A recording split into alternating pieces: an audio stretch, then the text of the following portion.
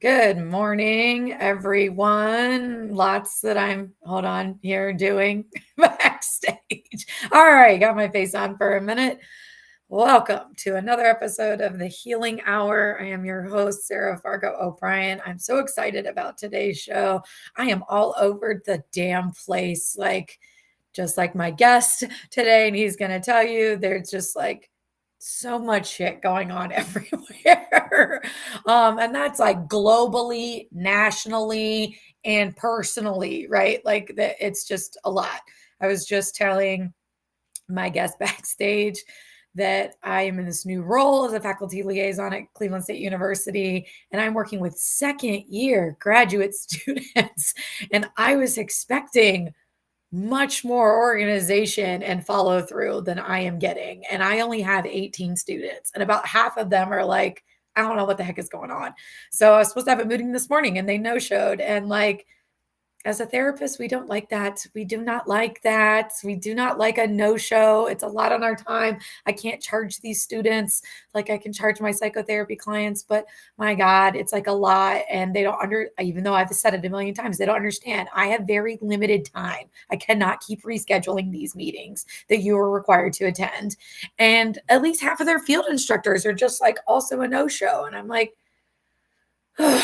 deep breath. Okay. This is their grade, not mine. I need not work harder than them, right? We were just chatting about that. Okay. So that's my small rant, vent, whatever. Let me introduce today's show. We will do a check-in. We will do deep breaths. Then I will bring up our guest. And it's going to be a good show. If you were here, let me know that you were here. I will bring up your comments and things throughout the show. You guys know that really I'm not going to have much of a slide deck today. This is more true podcast style.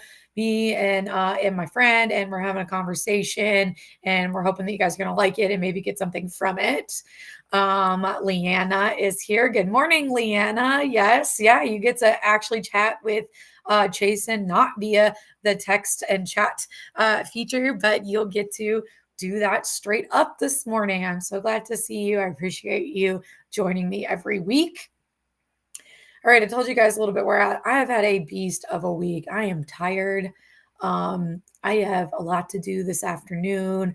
I've had a lot going on in my nervous system this week. I've been triggered, activated several times, a couple of times here at my house and with my spouse. And it's been a lot. I'm feeling tired this week, and that makes sense. And I still have a lot more to do. So just trying to get my brain on straight for all the stuff I have to do. That is my check-in. Today, we are going to be chatting with Chason Forehand, who is the nonprofit founder of HR4U and Transformation Kitchen. He's going to probably say it better than me, but his goal is to transform human resources for folks in their jobs. And Transformation Kitchen is a program to help those who have been overlooked by employers to find living wage jobs in catering and culinary services, as this is what Chason has his background in. And I have the privilege and the pleasure of being the director of student wellness for all of those folks coming through the Transformation Kitchen program. So we are going to talk about how that has been transformative for Chason's life today, and what that all entails, and hearing about what he has coming up.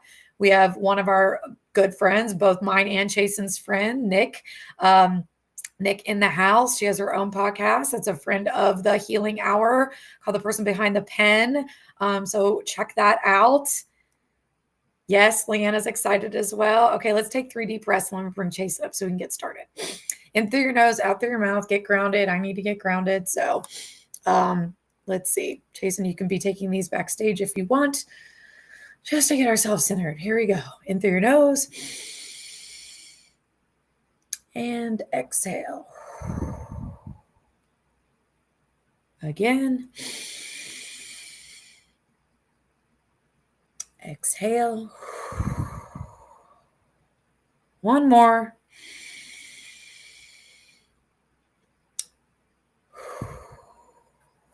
Okay. Let me bring this up for a sec. Let me go through this for a minute.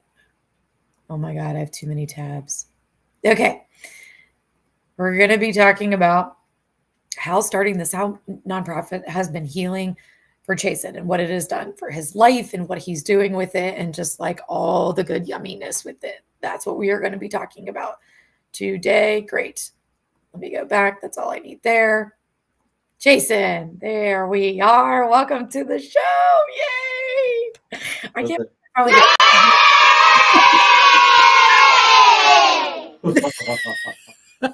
I got all the buttons. this is why I need you, right? Oh, I am not that fancy, but y'all see it, right? Like this is better than anything I can do all by myself. Oh, okay. Oh, that's right. Here we go. Let's put this up. Nick is an advisory board I, for this awesome nonprofit. That is right. That is right. I forgot that. Thank you, Nick. We are so glad that you're here supporting us. Jason, how are you this morning? oh man, all the things as we talked about before the show. It is the season of running.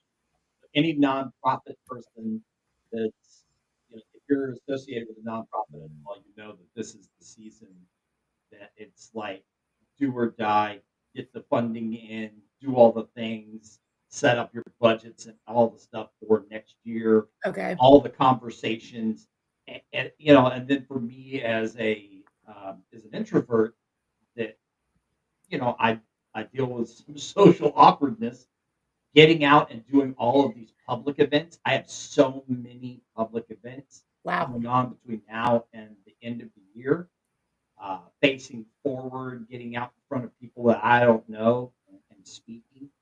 So it's powerful, but at the same time, it's extremely draining. So Yeah. yeah, I I've said it a couple times today. I was talking to Katie Ray, who is going to be in a book. Was on a show. We were on Nick Never in Control Nice. this past week, and it was Katie Ray, Caitlin Rios, Martha Lobos, and myself. And we're all going to be doing a book next year with Nick about Nice. nonprofit journey. And so it's That's kind of awesome. apropos that we're talking about this now because this is crunch time for all non. Okay, turn your volume up just a little bit more, Jason. I'm having just a little bit of trouble hearing you in and out. That Just better? yeah. Yeah, That's good. All right. yeah. So, yeah, like it's crunch time, it's go time. I mean, you're really getting stretched then, I guess, out of your comfort zone, like you're saying, right? To get in front of all these people. Now, are you getting in front of all these people to like support fundraising or for what types of things? Like who are we meeting with and what for? It's a lot of it is to really get our name out there so people are aware of what we do, how we do it, because the biggest form of fundraising is getting people to understand your why. Yeah. Then the fundraising kind of takes care of itself. If people see Chason Forehand, they see HR for you, they see Transformation Kitchen, and they associate that with, oh wow, they're doing really cool things, and here's what they're doing, then that's less of an ask. When you Yes. start doing stuff, then people are like, oh, that's so cool. I can do $25, or I can do this, or I'm going to give monthly, or they want to be part of it. They want to figure out how they can become part of what you're doing. Much like what you do, much like what Nick does, and others. That's the power is and for me, that wasn't something that I was really comfortable with. I've Yeah. done work with nonprofits.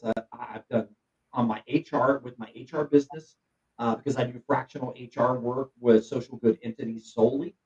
And Nice. so I've spent a lot of time in, around, and working for nonprofits, but leading it and being able from the ground up to build it, build Yeah. out your programs, build out everything, and surround yourself with fantastic people like you, like Nick, like others. It is quite the journey, and Yeah. I'm not so comfortable. I'm doing that stretching to Yeah. get out and talk about some really uncomfortable things. Yeah. So yeah, and we're going to dive into that a little bit in this conversation because my journey Yeah. So you know where I've come from. I've had the pleasure of meeting you and your husband. You got to meet my wife, Joe, and I know, we so got to great. break bread together, which It is was cool. fantastic, man. I wish we could do it every weekend. I know. I know. Yeah, it was great. But yeah, so if I can't, it's been almost 3 months, which is just crazy. But yeah, when I went to New York City, yeah, I got to meet up with Chason and his wife Jody, and it was such a good time to like be in person. Much of my world is virtually now, and much of my work is virtual. So when I get to like, I purposely try to like travel now and meet up with the people that I work with online. And so yeah, it really fills up my soul, probably like it does for everybody else. So let's like, so Jason's in New York, but you didn't start there. Tell me a little bit about like your background. What were you doing before you started HR for you? What kind of work have you done in the world before starting this nonprofit? It's a great question. I've been in service industry for 45 years. So since I was 15, Yeah. I got my first job at 15. It was in the culinary world, and it's a funny story of me showing up for the interview. The guy had two people that called out, and so those are back in those days. You had paper interviews. You went and met people, and you shook their hand. I remember that. I did that I when I was was like, 15 too. I worked at a pizza place. and so these people didn't show up. He had a little bitty spot, and there were people at the front that were ordering, people driving through that were Wow. ordering, and I just walked in and started filling up sodas and like dropping fries and like this is easy. And Right. and he's like, dude, I don't Get even need to interview you. You're hired. Like you just for the last half hour have just been like working. So let's figure that out. And he Not actually paying paid for me. He paid me for that time. Like he put me on that day and like paid me for that time. Uh, Awesome. yeah, he was a cool dude to start out with. And I fell into HR. Like a lot of people fall into HR.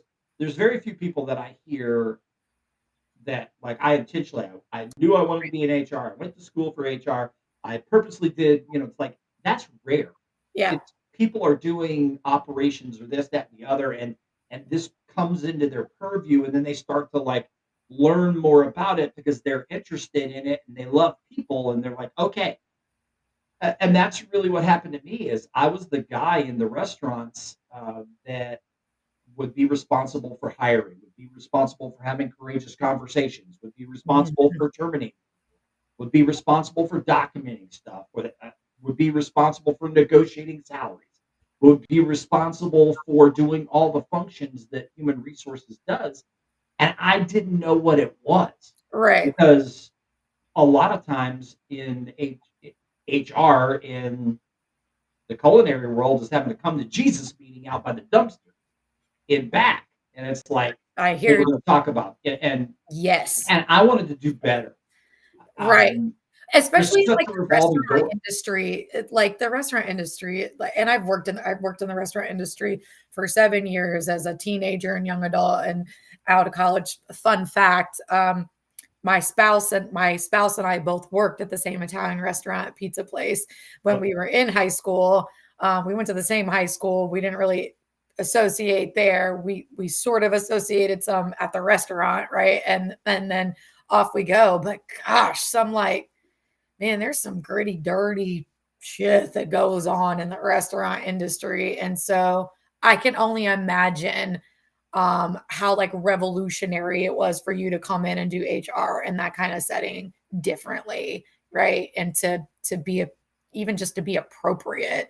I've worked in enough restaurants to know like that's not always the case, even with management or owners or anything, let alone like culinary or wait staff. So yeah, I imagine that was like transformative.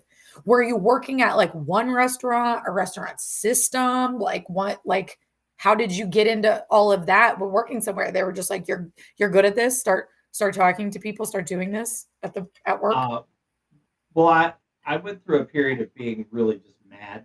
So And I don't mean like mad, angry, like out of my mind. And there were many years in my life where I had 3 jobs. And so I would start at 4:30 in the morning. I would work at a bakery because I'm fascinated by baking. I love baking. Yeah, I And like so that. I would do that and was honing my skills. I was learning things, but I also got to work with really cool people that, they're a lot of bakers I find are like me. They're introverts that Yeah, are all about the craft. They need their space to do this creative stuff. And then they're like, here you go. And then I'm like, I'm out, so right. so I had that. And then I would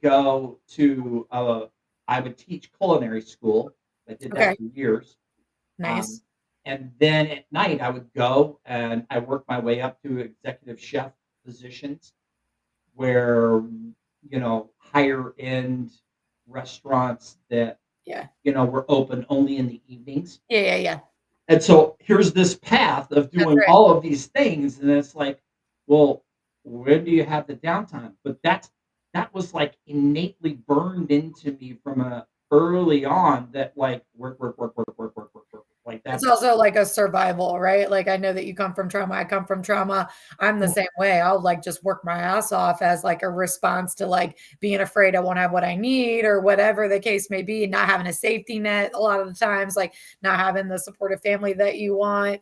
And a lot of times that's the drive, right? Like it's like, I got to get up out of this or do something different or whatever. And so it's work is a driver. I totally get that. I've spent many years doing that too. what I did realize is it really was a form of addiction. Like Oh yeah. I you come from in the addiction journey. If you don't deal with what's creating the hole and the gaping need, then you just morph. It just morphs into something else. So it Exactly. literally, because I had gotten off drugs, I had cleaned that part of my life up, but had was still wearing masks and That's hadn't right. dealt with all the stuff. Yeah. So really, food and work Work. became the new addiction. I Yeah. didn't even realize it. Like, Right. hadn't no clue until Because I'm we think it's 40. healthy or it's healthier, right? Like we think this is better than drugs. And in some ways maybe it is, but it has its own set of like consequences, right? Like Absolutely, there's a different absolutely, kind of toll it takes when you're addicted to work. yeah. I mean, it's you head straight for burnout. You head straight. You're not when we don't take a pause, when we don't take time to breathe, we don't do the work to ground ourselves and do all the things that you talk about on a weekly basis. There's so many opportunities for us to end up in situations that are not healthy. Right. And one being a boomer, and then coming from a background of my family members and how I was brought up, and everything that I did and the industry I was in all preached the same thing: work, burn, churn, do it all over again. Yeah. I'm a And millennial, but I got it too, man. Like it was the yeah, same. It was the same in my at least in my family. Like yeah, other people in my I don't know. Yeah. And it's like, and it's also like both of my parents worked. Sometimes my dad was working 2 jobs or whatever. We were lower middle class and kind of barely scraping by. Like my parents owned their home, but that was about all the wealth that we had. And then everything else was trying to make it. And so, like you, I got a job at 15 so I could like do things I wanted or needed to do. So I could buy my first car, so I could yeah, go out with my friends, right? Like my parents did not have money for that. So I started working early. Yeah. And then for me, work meant like, because I knew I wanted to be a therapist pretty early, meant like you're going to have to go to school for a while. So it was school was work for a while. And I did that hard. I did school hard, right? And I do work hard and led me to where I am. But like I haven't not worked since I was 15, just like you. Like there's not been a period of time that I haven't had a job, yeah. right? And that's like, yeah. And so it's really interesting. I feel like I don't know if it's different now. It's going to be interesting to see, I think, with Generation Alpha. I don't know. Things are shifting a little bit. And there's definitely less of an emphasis on work, work, work, work, work. And there is more of at least in the frame of like, we need some balance, right? Like, we need some self care. We need socialization. We need things that fill us back up, from the pouring out at work, even though for those that, achieve and maybe are addicted to that, right? Or the work that there is some like filling up from work, but it's like filling up and pouring out at the same time, and we're never really maybe getting what we need unless we like slow down and stop. So how did you get to that, like in realizing like it's work, work, work, work, work, to shift to, oh, I need to like take care of myself, deal with my own stuff, create some time and space for that? Like, when did that come along in the journey? It's come in phases. Yes. So, Yeah. I mean, literally, if I'm going to be honest, it's come in phases. I Yep. would say 2017 is when I started to realize more about who I am from a management standpoint, what I wanted to see in my life, and Yeah. then understanding that I could create my own destiny, Yeah. that I could create the reality that I wanted to see. Yes. And then really literally, um, in from that time on, so 2017, I lost 50 pounds. Mm. I had gotten I had gotten up to I had gotten up to 400 pounds. I'm only 5'8". So I talked about that journey, that food and Yeah. overwork Oof. situation. So I got to a place where like I realized what I needed to do to make that work situation a little healthier. Yeah. And then I left corporate America at the end of 2018, end of 2018, I left corporate America, uh, and started to really work on myself. 2017, I had lost an additional 50 pounds, got within 10 pounds or 10 pounds of my goal weight, which was what I weighed in college when I played all kinds of sports and ran 8 miles. Wow. So the problem is that then I kind of hit a plateau of doing the work. So my weight has yo-yoed back and forth, this Yeah. 40-pound, pendulum of 5 pounds here, 10 pounds there, 5 pounds there, 10, and so now I'm at a place of like, okay, I want to get this weight off. I want to keep it off. I want to have a healthier mindset about food and what I do. But also, that's a bit about, okay, managing this process of who I am, dealing with some things that I've Yeah. still been holding on to and that I hadn't dealt with, going back to some meetings, going back to NA, Yeah. joining some groups to really talk about stuff, um, and really doing the work. So the last 5 years have really been about internally doing work so that I externally could do a better job of helping other people. And Yep. that has been the biggest transition, a bigger transition, I think, than I've had in decades. Yep. From the point where I got to the place where, like, I'm at rock bottom and I'm going to either stop drugs or I'm going to kill myself. That's Like, right. I mean, I was heading for it's like one or the other.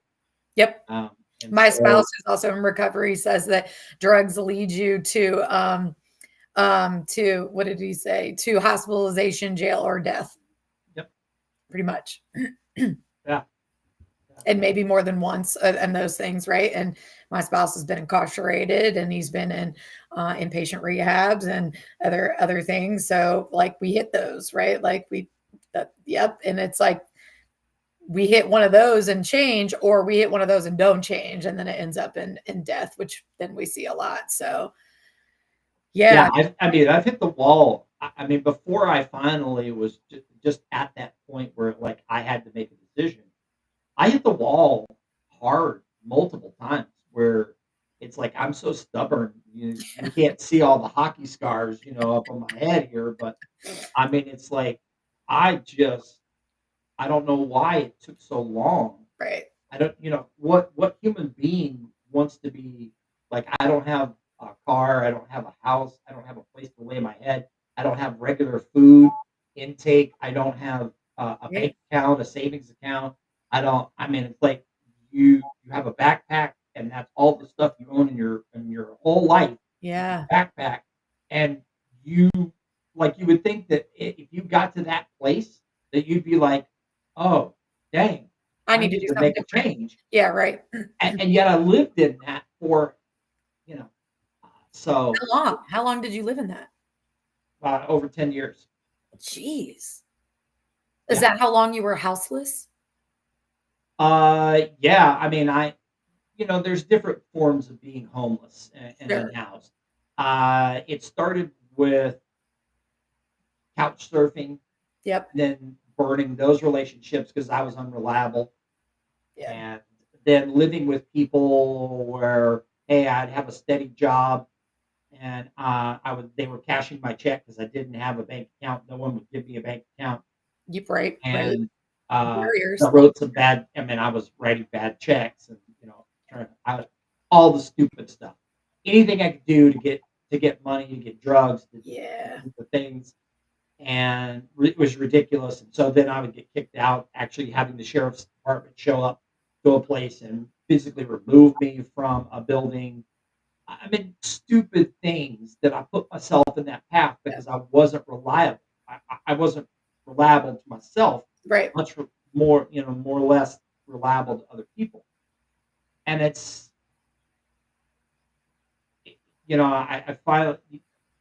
I finally reached a place where there was nowhere else to go. I burned bridges.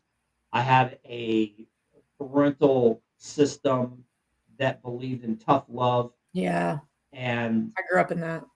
so there was nowhere for me to go. There Right. was no place, um, and yeah, so the street became part of it. I'm fortunate that the street part was not a long term was not a long term thing because I speak well and I was able to get jobs readily when I cleaned myself up. Yeah, okay. And I realized that I'm in a place of privilege because I am white and because I do speak well, because I am an intelligent human Yep. that just burdened myself. I mean, I went from being an honor student and placing out of all of these things and making a uh, getting into all honors in college to being someone who is forcibly removed and incarcerated in my third year. Right? You just if you're going to show up, you got to be able to do the work. You've got That's right. to realize where you are and do the work. So I put myself in places. I put myself in bad places, and that's what ended up being the low, low point Mhm. of like, all right, this is I I And can't. you got to a place of like, I don't want to do this anymore, or I Yeah, want something different. Like I see and want something different from I'm not there yet or whatever. I don't even know maybe what it's going to take to get there, but this is not what I want. I want something different. And so it was almost is it kind of like I don't know, something like flips, like maybe not as instantly as a switch, but it's like I am motivated for something different now. I almost equate it to a light bulb going off because it's on you see the path, you know that this is not a sustainable life. You know that this Yeah. is not where you want to be. You know that this is unhealthy, that you're doing things to harm yourself. Yeah. And yet it's almost like you can't see the forest through the trees. That's right. And then all of a sudden there's clarity. Okay. And the clarity happened at like this really horrible low point that had come after a really high point. Hmm. I'm at the best job I've ever had at that point in my life. And I'm working for a chef that has a big name.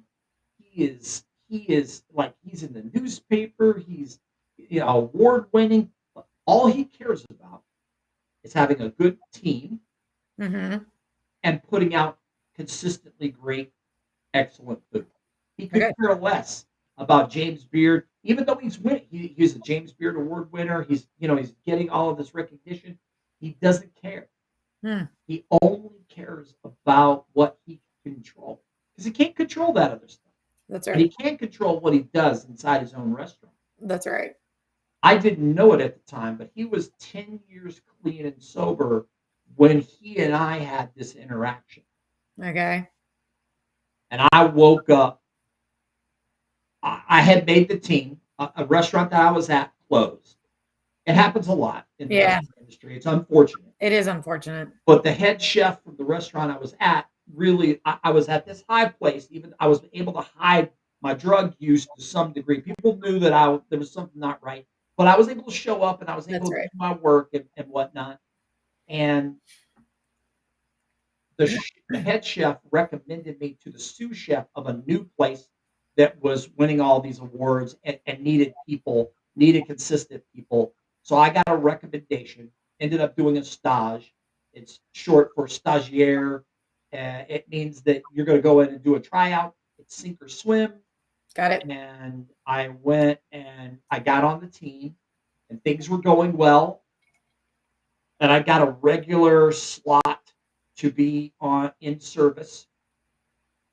And I woke up one day and I had been on a bender, you know. I did not know where I was. I didn't know what day it was. Man. And the scene around me was I was in literal filth with a Mm. whole bunch of people I did not recognize, didn't know where my stuff was. Jeez. I didn't have any clothes on. They didn't. Most of them didn't have clothes on, which is like horrifying. I'm like, you wake up almost from a nightmare. Yeah. I find my stuff, or what I could find of my stuff, and I made my way outside. And I got to a newsstand and saw that it was Sunday late afternoon. The problem is that I missed Friday night service, Saturday night service, and Sunday brunch. I had missed three key shifts. Yeah.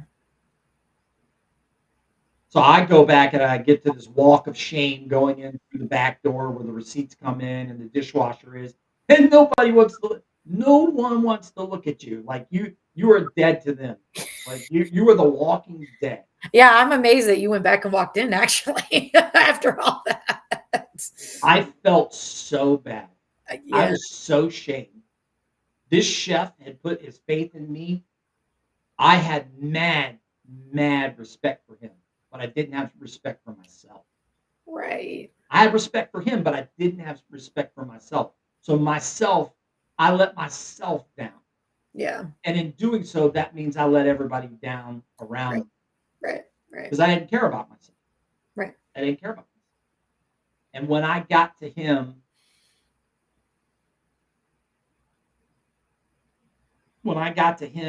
I had this incredible epiphany. I had already been a fan of the number three.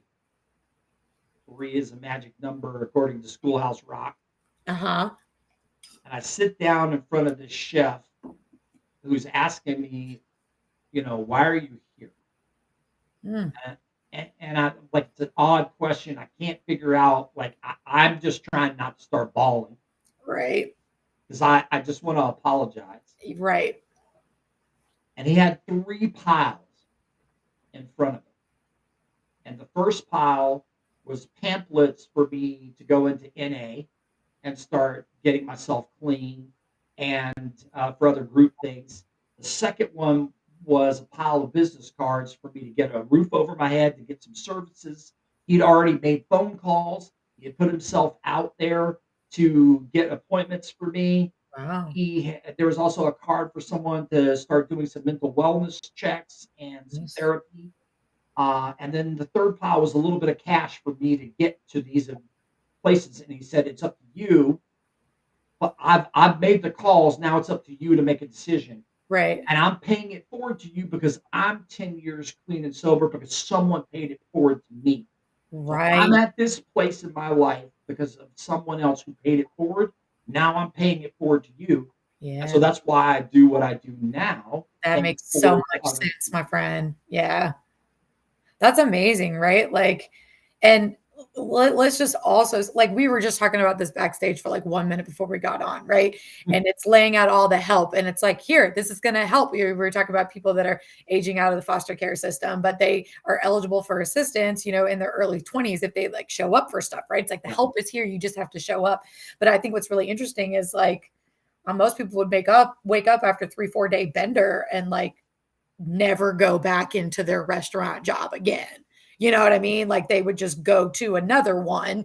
And instead, you show up there, take accountability, and then are given an opportunity that if you just would have never showed up because of your shame for missing 3 shifts, would have never like received the help of this person paying it forward and knowing what you're going through. But that required you to show up in that shame, to show up in it, right? And say, here I am, thorns and all, whatever, warts and all, and I'm sorry. And you have somebody who that certainly connects with your humanity more than whatever you cost them in money, time, business, or reputation at the restaurant, which in today's day and age, like, is really hard to come by. Where it's not money first, right? And it's humans first. And so, what like a beautiful story, and like amazing that somewhere along the way, this chef is put in your path and he pays it forward. Yeah. I mean, so that to me is the light bulb moment. The light Yeah. goes off. The light goes off, and you decide, all right, now all of a sudden I see. Now I see Yeah. that there's a different path, and I Yeah. want that path. And then that was not. It was not easy work. Oh, It no. was not easy work. Um, it was not fun dealing with all the stuff. It's not fun. So I try to tell people too, man, it is not fun. It is not for the faint of heart to do your self work, man. Like, you No. gotta want it because it's not comfortable, like, Oh, almost at any step of the way. yeah. So those are. I mean, that period of time during the '80s was ugly, and then How going into old the were you? Like, in your 20s, 30s, 20s? 90s. Yeah. Yeah, I was. So I started taking drugs at 16, and it became really bad at 18, and that's when I was incarcerated and kicked out of school. Then that started a path of uh, being put in jail a couple of different times. I am very fortunate. Again, with a lot of this has to do with the unfortunate reality that white people are treated differently than others, because I knew people that were not white that they threw the book at, Yep. and I was given slaps on the wrist and fines and community service and things like that, Hmm. where honestly they should have put me in prison for some of the shit that I pulled. And I never served a day in prison. Never served a day in prison. Never went to hardcore time. Um, County lockups, doing solid, being put for an introvert who's claustrophobic, being put into a box by yourself is not. I like that right there, and how I acted during that time period, which I barely remember, but Right. that is that's not a good place to be. So I yeah, it's My spouse, so he was like 19 or 20, and um was busted selling cannabis to an undercover cop in Charlottesville, Virginia. And so he got a possession charge and then an intent to distribute charge of cannabis in Virginia, where it's now almost legal. But this was a felony 20 some odd years ago yeah, when he got busted. And my spouse is somebody that takes 2 showers a day every day, no matter where we are and what is going on. And he was incarcerated for like a week, and didn't shower a single day the whole week that he was there, which was probably like consequence enough for him that was like, I don't want to go back. And so he got busted probably at 20, served his stuff, like what all that he had to do, whatever, paid his restitution, I don't whatever was involved. And but he still, had a felony on his record. Like, I don't know what they're gonna do with all the people for that when cannabis goes legal, because he wasn't charged with a violent crime. He never committed a violent crime. He was in possession of cannabis and enough of it, and then attempting to sell it to an undercover officer for intent to distribute. And the felony definitely impacted like his life, and it impacts like where you can live. And in fact, when he and I were dating, I think it was going to be an issue at the apartment where I lived, and we ended up finding a house and buying a house, and he never moved into my apartment, and so we kind of bypassed it potentially being an issue, right? And this is like, again, a good 15 years after he's been in trouble, been in no trouble since then. And it's just an interesting thing, right? And it was in he got his so you can't expunge. He pled guilty. So in all the work we looked into, you can't get something expunged if you pled guilty. If you pled not guilty and weren't found guilty, you could get it expunged, but he pled guilty. So we found out that he could not get it expunged. So as far as we could go is that he could get his voting rights back, which was a process, which he got back in 2016. So 2016 is the very first election that he ever voted in. And he was probably like in his mid 30s at that point. And in 2020, literally probably like a week before the pandemic hit and the US shut down, he had his court date to get his gun rights back. So he's gone as far as he could go with still having a felony on his record, to get his voting rights back and his gun rights back. And that's about as far as we can go without it getting expunged. But it was a process for sure. And yeah, who knows? It could have been worse if he wasn't a white male and, got caught selling cannabis. As we've seen, how many people have been incarcerated, right, in possession of cannabis. And maybe that's it, right? Also no violent crimes or anything like that. But any drug using thing should all very well be looked at as a neurobiological, psychological issue and not criminal deviant behavior. You could do deviant behavior to acquire drugs, but using drugs in and of itself is indicative of something else. But it's been an interesting, like, I would never know any of that or be a part of that world if it weren't for my spouse and kind of knowing, and the clients I work with, but like to be intimately involved in like what that process like looks like, and how we end up on the other side of that. And as a result of all of those things, my spouse can go to college and didn't finish, and like always worked, but worked trade jobs. He has trade skills and a lot of them, and a welder and a builder and all kinds of things, but a different path, right, than like some other folks as a result of that. And I would say basically is doing fine now, but like you said, the addictions turned into other things that weren't drugs. Yeah. And he had a fair number of relapses in his time, including 1 year into our marriage, which was 10 years ago. And he had to go back to rehab for the third time as like a 32-year-old male, 33 years old, and going back and still trying to like figure it out. So yeah, that leads me into, what does healing mean to you? What does that mean? What does that look like or sound like, feel like in And you? it's in phases. Some people can do it all at one time. Some people are like, they see the light, they see the vision, They they just do all the work, they get out of the spot, and they're just like, and it's not instantaneous. Whether it's months, weeks, years, whatever, they do it all at one time. right. I did it in phases Yeah. because I wasn't ready to deal with everything. Yeah. And That's true. so, That's real. Yeah. I mean, literally, here I am at 60. I've done more work in the last 5 years than I did decades before that. From Yeah. my 30s, 40s, 50s, I literally was still harboring and it affected my life in different ways. Right. Now I've come to that I came to that realization that if I'm going to be the most effective I can be at helping and paying it forward to other people, then I've got to deal with some things that I haven't dealt with. Yeah. I've got to start putting things out. I've got to start facing my demons.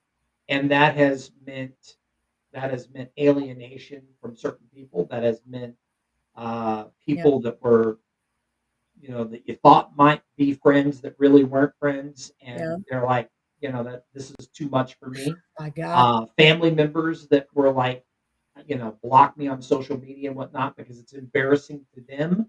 I'm an embarrassment because I'm calling out things from my childhood and things that were allowed to happen in I my feel that. life, and it is, uh, not all of that's easy to deal with.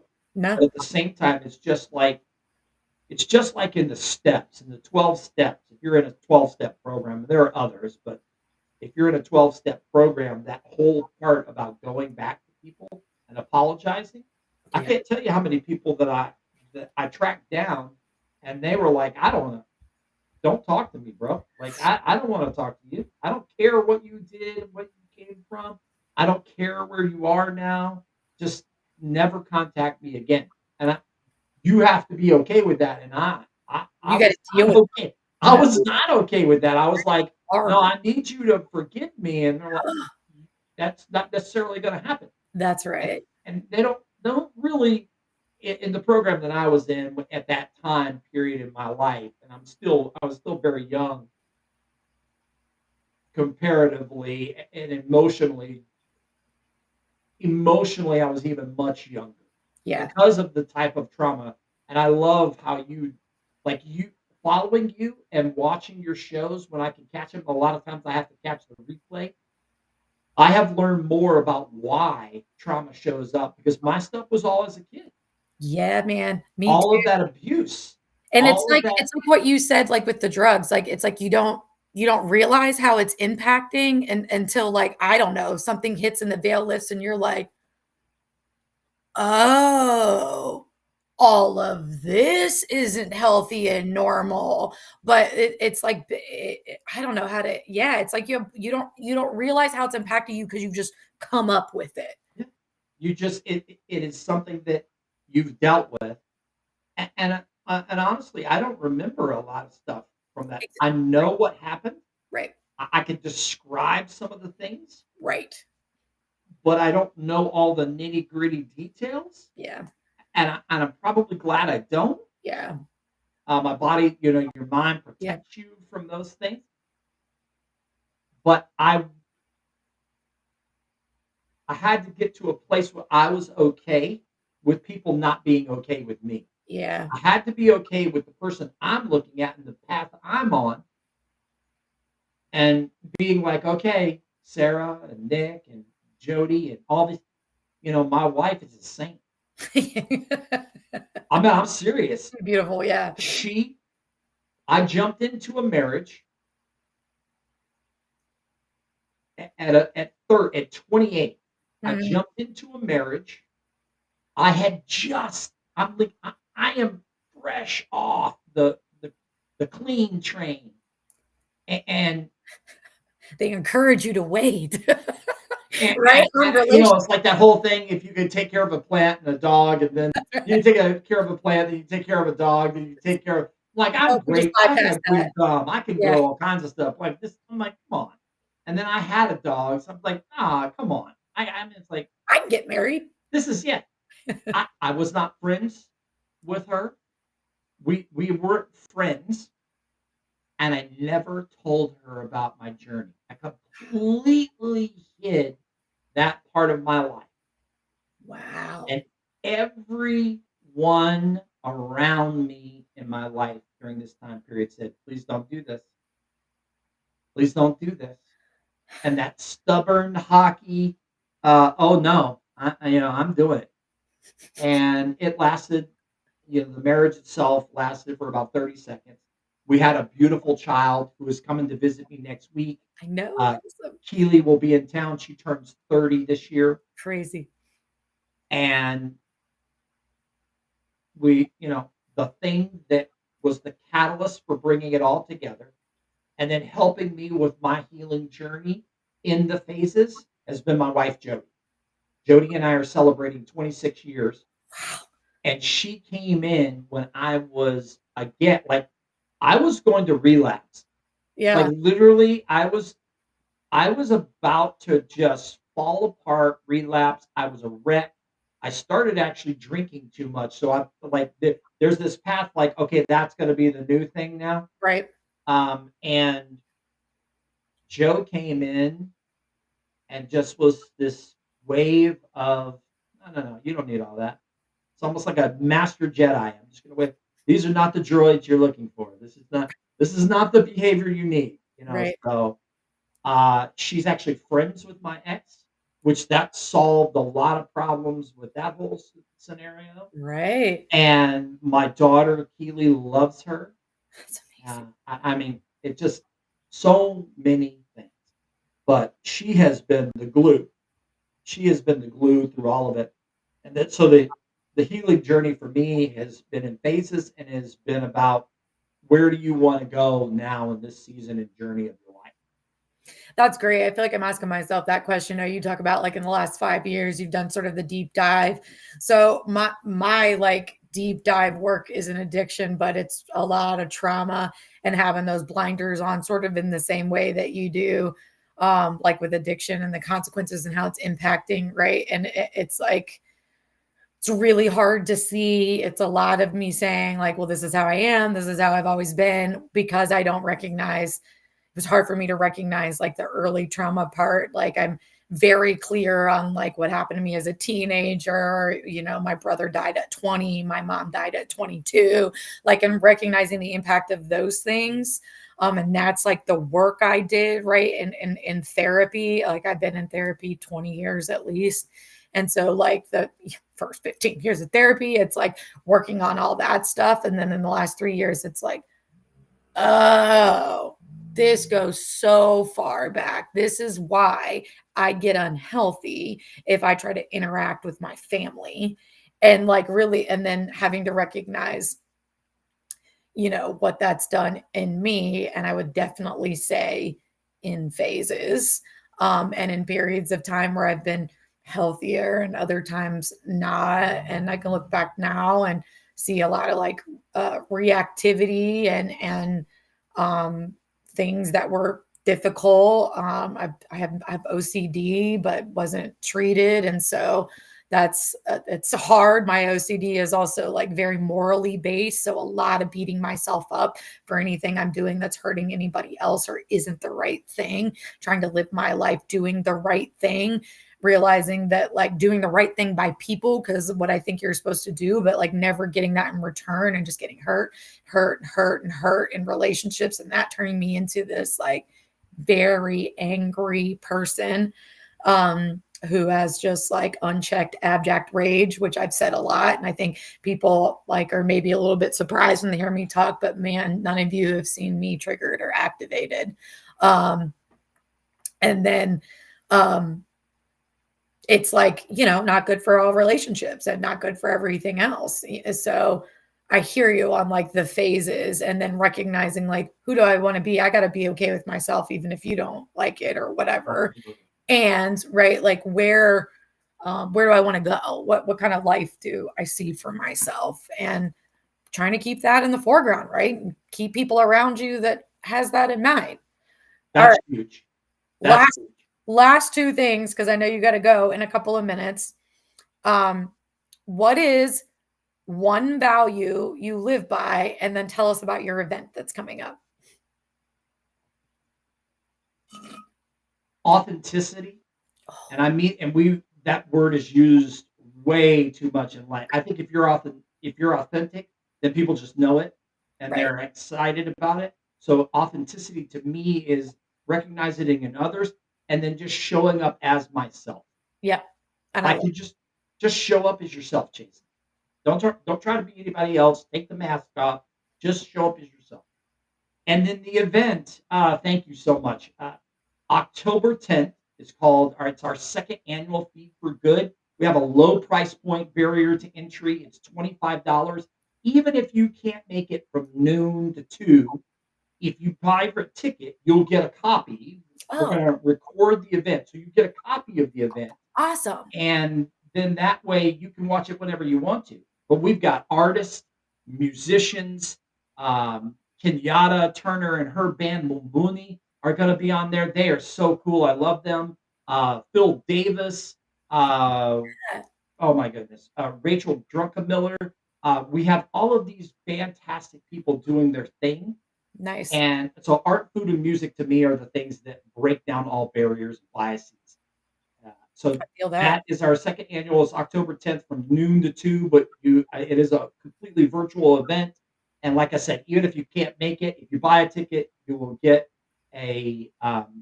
will get a virtual copy after the fact. That's awesome. And if you're there for the event, we have some surprise guests. We have some surprise giveaways. Giveaways. And so, yeah, very excited about that. And you guys have like some merch now, right? Is it? Yeah. Yeah, So Claudia Mauralunda came to our March event. She's a talented artist. She she came to is. our March event when we were building out for Transformation Kitchen in Nicaragua, and she created this beautiful painting. And it was a lady that had a apron on and was doing some cooking, had all these vegetables, and everybody at the event signed the apron. So it was really cool. We digitized that, put it into a T-shirt, and from now until October 15th, you can purchase that T-shirt. It's a unique, one of a kind. It's got our sponsors on the back, and that is all going towards Transformation Kitchen in the United States. That's awesome. Where can people buy your merch? Is there? It's from our merch page, and we have the links. We'll include the links. I'll put it in the chat. Awesome. Yeah. So, guys, look for Chason's links in the chat or go find his profile from LinkedIn. If this is where you're watching, check out all that stuff. Chason has his own podcast, The Time to Change. That's a friend of the Healing Hour. He's had some cool people on that. And your co host is like pretty awesome there. So, be sure to check out his podcast. I am so grateful for you coming on today and being your authentic self, whom I love.